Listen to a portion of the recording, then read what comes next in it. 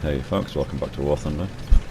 Today I'm playing Sim in the Challenger, which for the last two Sim events with the Challenger in it have actually been pretty much just blasting through for like the whole day. Honestly, now I'm starting to understand the armour a bit more and get to grips with how to aim the gun, because it has worse parallax than the Chieftains do. It's actually starting to work out a lot better, and I think I'm actually learning how to position it a little bit better as well, because it's slightly bigger, it's taller than the Chieftains, and the hull is basically just a fucking giant ammo rack waiting to happen. And with the Chieftains you can actually kind of get away with getting hit in the hull, but in the Challenger it's literally a death sentence, so you have to be like super vigilant and what's the fucking word? Disciplined when it comes to moving and keeping off ridges and stuff. Anyway, so we're on Folder. I'm playing with a guy on PC. So we're, for now, whilst I'm actually downloading the Discord app on my phone during this game, but for now we're talking in chat, which kind of works out better for you guys, because when I start playing with them in Discord I won't be able to record the voice audio. So I'll probably just end up doing commentaries like this over it, but you won't be able to see what we're saying in chat either, so there won't be anything being said in chat.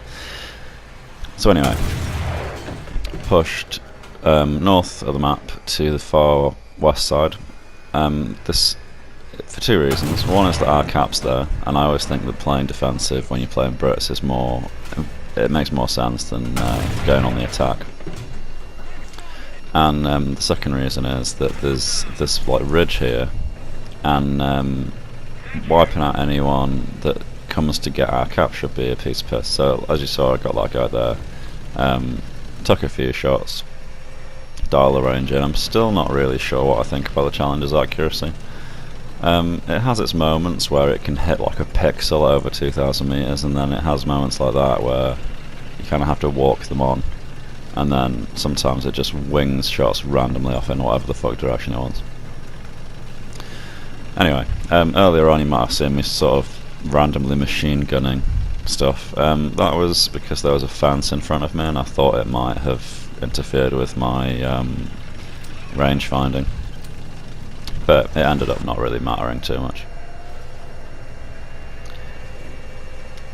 So here I ended up overextending whilst I was typing. I had it on cruise control whilst I was in chat, and so I'm just backing up a little bit to get away from that ridge. Like I said, discipline about ridge lines and keeping your hull down are really important in this thing, more so than probably any other tank in the game. And I've spotted a target here, but before I engage I want to move so that I'm hull down, so I'm just going to push in and hug this hill.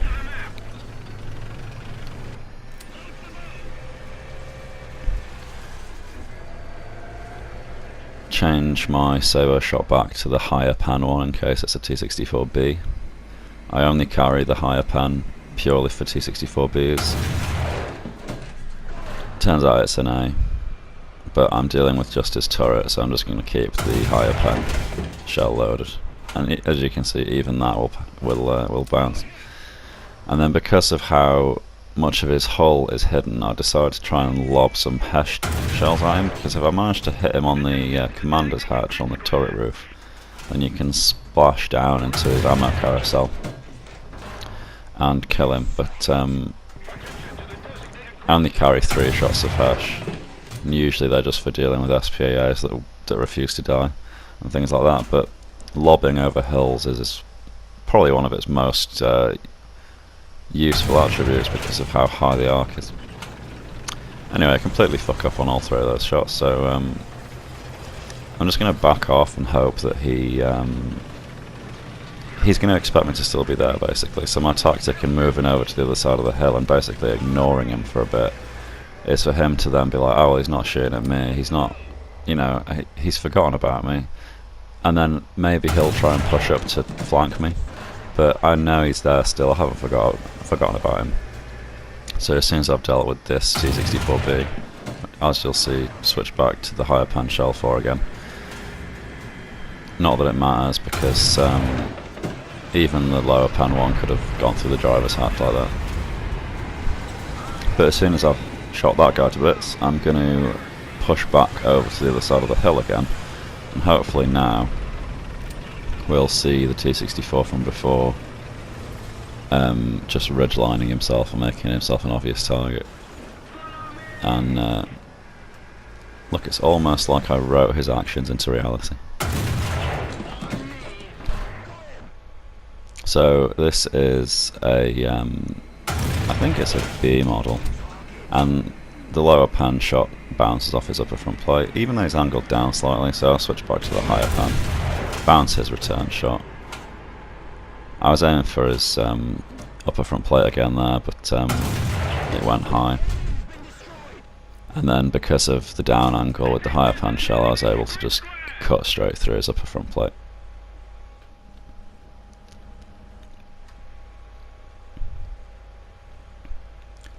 So here I'm telling my squad mate because there's still another guy behind this one, which I was going to move to engage next, but because of the smoke I can't see him. Turns out that John's actually over by C somewhere. So I should have, I think at the time I might have been, actually I was speaking in team chat. Well, there you go.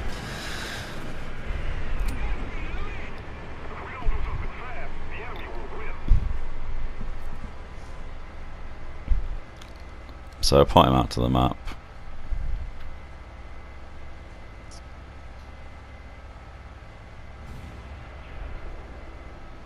It's around this time that I start to realise that John's really not in a position to be shooting at these targets that I'm marking.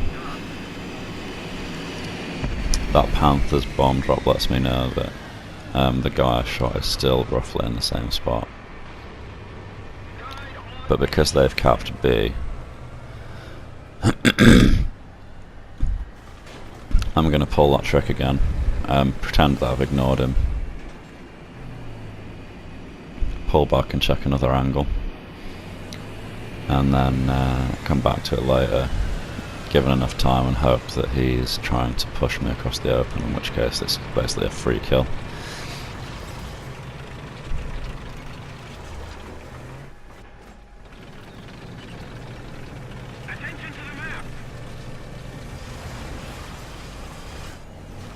So I only briefly checked towards B there, come back to check A side, and maybe he's further left.